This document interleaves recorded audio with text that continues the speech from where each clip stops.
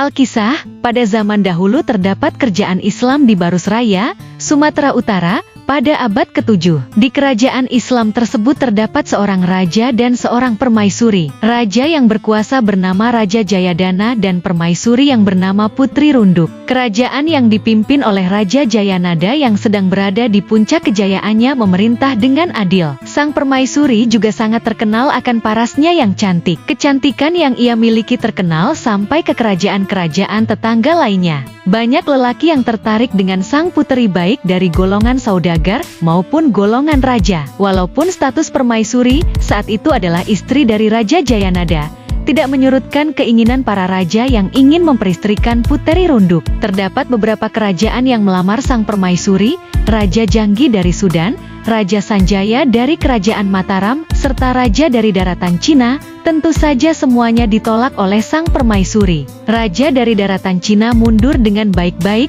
namun dua raja lainnya tidak menyambut baik berita penolakan ini. Sampai akhirnya dua kerajaan ini mengirimkan pasukan mereka selain untuk menguasai Barus yang merupakan bandar perdagangan di dunia pada masa itu, dan juga untuk merebut sang permaisuri. Raja Jayanada tidak tinggal diam, mengetahui itikat kedua kerajaan ini, dan melawan kedua kerajaan ini. Namun, sayangnya Raja Jayanada tewas di tangan Raja Sanjaya. Walaupun sang Raja Jayanada sudah meninggal, permaisuri tetap menolak lamaran dari Raja Sanjaya, karena perbedaan agama. Raja Sanjaya yang beragama Hindu sedangkan Putri Runduk yang beragama Islam.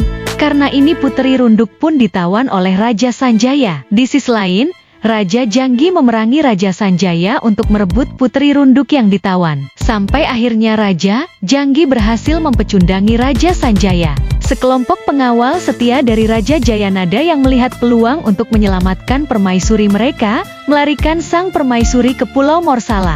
Dalam pelarian ini tercecerlah peralatan dan perbekalan dari sang permaisuri yang mana menjadi pulau di tempat barang tersebut jatuh, seperti Pulau Situngkus, Pulau Lipekain, Pulau Tarika, Pulau Janggi, dan lain-lain. Raja Janggi yang berhasil mengejar sang permaisuri di Pulau Morsala hampir menangkap sang permaisuri. Ketika Raja Janggi dan Puteri Runduk berhadap-hadapan, sang permaisuri memukulkan tongkat bertuah akar bahar yang diberikan oleh Raja Jayanada ke kepala Raja Janggi.